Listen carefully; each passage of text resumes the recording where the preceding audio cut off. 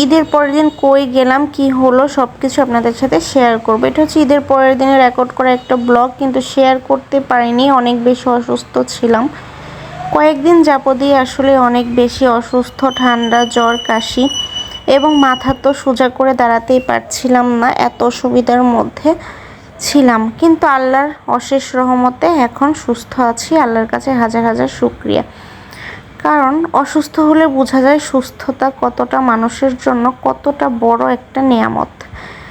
এই তো টিকিট দেখতে পাচ্ছেন, টিকিটের প্রসেসিং আমার কাছে ভালো লেগেছে। হাতের মধ্যে এই যে ব্যাজটা পরেছিলাম ওইটা দিয়েই ঢুকেছি। আমার কাছে নিয়মটা ভালো লেগেছে। নন্দনে তো অনেক দিন যাবৎ হলো যাই না, বলতে পারবো না নন্দনটা এখন এরকম করেছে কিনা, কিন্তু এই ফ্যান্টাসিতে ঢোকার নিয়মটা ডিজিটাল করেছে, যেটা ভালো লেগেছে। এই তো প্রথমে একটা ঝর্ণা দেখতে পেয়েছেন, আমিও দেখলাম, আপনাদের সাথেও শেয়ার করলাম। একটা গেট দিয়ে তো ঢুকেছি, একটা গেট দিয়ে ঢুকার পর এরকম একটা জায়গার মধ্যে বেশ সুন্দর করে গুছানো পরিপাটি আলপনা করাও আছে। আর এটা হচ্ছে 2 নাম্বার গেট। প্রথমে তো ঢুকেছি, ওইটা ঢুকতে টিকিট লাগে, এখানে ঢুকতে আর টিকিট লাগবে না। তারপর যখন 3 নাম্বার গেট দিয়ে ঢুকতে যাব তখন আবার টিকিট লাগবে, ওইটা আসলে সুইমিং পুলের টিকিট। আমরা সাধারণত সুইমিং করার জন্য এসেছি, মেয়েকে একটু আনন্দ দেওয়ার জন্য। এই তো আমার মেয়ে বলছিল এখানে দাঁড়িয়ে ছবি তুলবে, কারণ এখানে অনেক সুন্দর করে আলপনা করা ছিল। ছবিও তুলেছে। তারপর চলে আসলাম ভেতরে, এখানেও ঝর্ণার মতো ছিল। আমরা সকাল সকালে চলে এসেছিলাম, কারণ আমাদের উদ্দেশ্য ছিল একটু হালকা পাতলা ঘোরাঘুরি করব, ঘোরাঘুরি শেষ করে তারপরে সুইমিং করে বাসায় চলে যাব সন্ধ্যার আগে আগে। এই তো এখানে মেয়ে বসে আছে, মেয়ের ঢং শুধু দেখেন, সে কতভাবে কত ঢং করে পা কত ঢং করে ছবি তুলবে, সেটাই আপনাদের সাথে শেয়ার করলাম। এই তো এই জায়গাটা আমার কাছে ভালো লেগেছে। রোলার কোস্টার কে কে উঠেছেন ফ্যান্টাসিতে গিয়ে? আমি আসলে নন্দনে গিয়ে একটা দুর্ঘটনার কবলে আমি পড়িনি, আমার এক মামা পড়েছিল, সেটার পর থেকে আমি রোলার কোস্টারে উঠতে চাই না, আমার কাছে ভয় লাগে। এই রোলার কোস্টার থেকে পড়ে গিয়েছিল, মানে ছোট ছিল তো, ওর মায়ের কোল থেকে পড়ে ওর দাঁত ভেঙে গিয়েছিল। এরপর থেকে আমি রোলার কোস্টারটা অনেক বেশি ভয় পাই, আমি আসলে কোনো রাইডেই উঠি না। এখান থেকে আমাদের 2টা টিকিট নিয়েছিল, একটা হচ্ছে 1500 টাকা দিয়ে, যেখানে দুপুরের খাবার সহ সুইমিং সহ 15টা রাইড ছিল, সেটা হচ্ছে বড়দের। আরেকটা টিকিট ছিল 1000 টাকায়, যেখানে খাবার ছিল না আর রাইড ছিল না, শুধু ঢোকার জন্য আর হচ্ছে সুইমিং করার জন্য। ভালো লেগেছে ওদের সব কিছু মিলিয়ে, ওদের টিকিটগুলো ভালো লেগেছে। এই তো এখানে আরেকটা রেস্টুরেন্ট আছে, আর এখানে বিভিন্ন ধরনের অ্যাকোয়ারিয়ামের ফিশগুলো ছিল, ফিশগুলো ছোটাছুটি করছে। এই তো দেখা শেষ হয়ে গেছে, এখন আসলে সুইমিংয়ের দিকেই আমরা যাচ্ছি। সুইমিং করার পরে আমরা যে বিভিন্ন কারিকুলাম আছে বা অ্যাক্টিভিটিস আছে সেগুলোতে যাব, কারণ যেহেতু দুপুর হয়ে গিয়েছে বলতে আমরা 11টার মধ্যে ঢুকেছি। একটু হাঁটাহাঁটি করলাম, হালকা পাতলা নাস্তা করলাম। এই তো ঢোকার নিয়ম, এভাবে করে আমরা সবাই আসলে ঢুকেছি।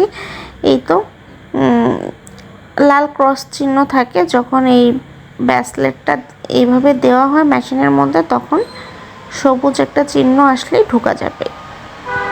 ভালো লেগেছে আমার কাছে। এটা আগে থেকেই কিনা জানি না, কারণ আমি অনেক বছর হলো, অনেক বছর 10 বছর হবে মিনিমাম, আমার মেয়েরই তো 3 বছর চলছে, তারও আগে থেকে 10 বছর না হলেও 6-7 বছর হবে ফ্যান্টাসিতে আসিনি।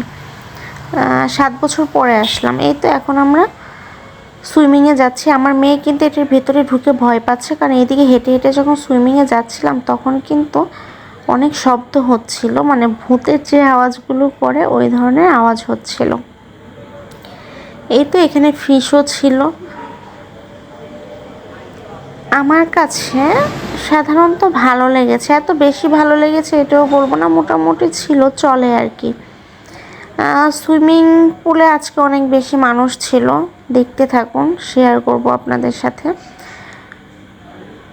ব্লগের মাঝখানে বলে নিচ্ছি, যদি কোনো দিক থেকে আপনাদের কাছে ভালো লাগে তাহলে অবশ্যই লাইক, কমেন্ট, শেয়ার এবং সাবস্ক্রাইব করে পাশে থাকা ছোট্ট বেল আইকন বাটনটি ক্লিক করে দেবেন। তো যাতে ব্লগ ছাড়ার মতো আপনাদের কাছে নোটিফিকেশন চলে যায়, আপনারা সেটি সহজেই দেখে নিতে পারেন। এই তো এখানে হচ্ছে আমরা কোনো লকার নেইনি, লকার নিব আগে ঘুরে ঘুরে দেখছি যেহেতু অনেক বছর পরে আসলাম, ভেতরের পরিস্থিতি বা পরিবেশটা তো আমাদের আগে দেখতে হবে, তাই না? তারপরেই নামবো। অবশ্য আমি যেখানেই যাই না কেন সুইমিং পুলে নামার ট্রাইটাই বেশি করি, কারণ আমার কাছে ভালো লাগে না। আমার কাছে আমি বললাম না, অনেকেই জানেন, অনেকেই বিষয়গুলো জানেন না, যারা জানেন না, না জানা থাকাই ভালো। আর আমার কাছে বরাবরই ভালো লাগে না। আমি যখন থেকে বুঝতে শিখেছি তখন থেকেই যেখানেই যাই না কেন আমার কাছে তেমন বেশি ভালো লাগে না। কিন্তু 2বার হচ্ছে কক্সবাজার গিয়েছি। কক্সবাজার গিয়ে যে হোটেলের সাথে যে সুইমিংগুলো থাকে, সেই সুইমিংগুলোতে দেখা যায় মানুষজন কম থাকে এবং পানিগুলো অনেক স্বচ্ছ থাকে, পরিষ্কার পরিচ্ছন্ন থাকে, সেখানে নেমেছি। কিন্তু বিভিন্ন পার্কে তো দেখা যায় সাধারণত ঈদের পরেই যাওয়া হয়, আর তখন কিন্তু লোকজনও অনেক বেশি থাকে। এর কারণে দেখা যায় তেমন বেশি আমার কাছে নামতে ভালো লাগে না। তারপর টিকিট তো কেটে নিয়েছি, ঢুকেও গিয়েছি, একটু তো পা ভিজাবই, তাই না? যেহেতু টাকা দিয়ে টিকিট কেটেছি, পা না ভিজালে হয়? এই তো এখানে কিন্তু শিল্পীও ছিল, সিঙ্গার ছিল, 2টা সিঙ্গার ছিল, গান গাচ্ছিল, গানের তালে তালে নাচছিল, গোসল দিচ্ছিল, সুইমিং করছিল। এই তো এই বয়স্ক লোকটা একটু রেকর্ড করে নিলাম, সে বেশ এনজয় করছিল এবং আশেপাশে যে লোকজন ছিল তাদেরকেও আনন্দ দিচ্ছিল। তাকে দেখে আশেপাশের লোকজনও বেশ মজা পাচ্ছিল। এরকম লোক কোনো ট্যুরে গেলে বা কোথাও ঘুরতে গেলে এরকম একজন লোক থাকলে ট্যুরটা কিন্তু বেশ সুন্দর হয়। এই তো আমার মেয়ে নাচানাচি করছে, আর পাশে যে ওর মামারা ছিল, আসলে মামাই তো হয়, তাই না? ওর মামার বয়সী এগুলা ছিল, মামা চাচা এগুলোর বয়সী ছিল। এই ছেলেটা ওর মামার বয়সী, ও নাচানাচি করছিল, সেটা দেখে হাসছিল আর কি। এই তো এখন এই পাশ থেকে সবাই এই পাশে চলে এসেছে।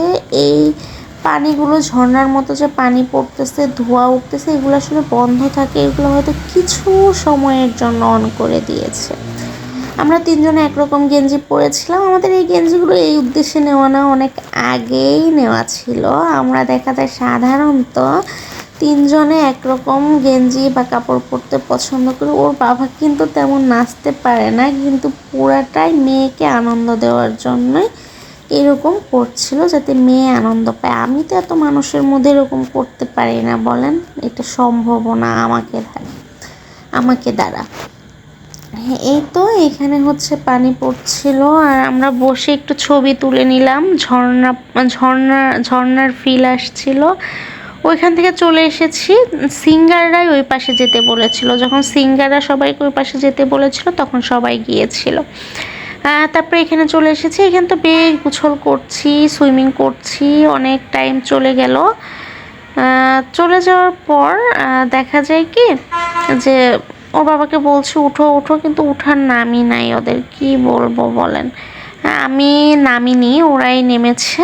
তারপরে দেখা যায় অনেক বলার পর চলে এসেছে। চলে আসার পরে আমরা তো হচ্ছে একটা লকার নিয়েছিলাম, সেই লকারে কাপড়, ব্যাগ সব কিছু রেখে গিয়েছিলাম, শুধু আমার ফোন আমার হাতে ছিল।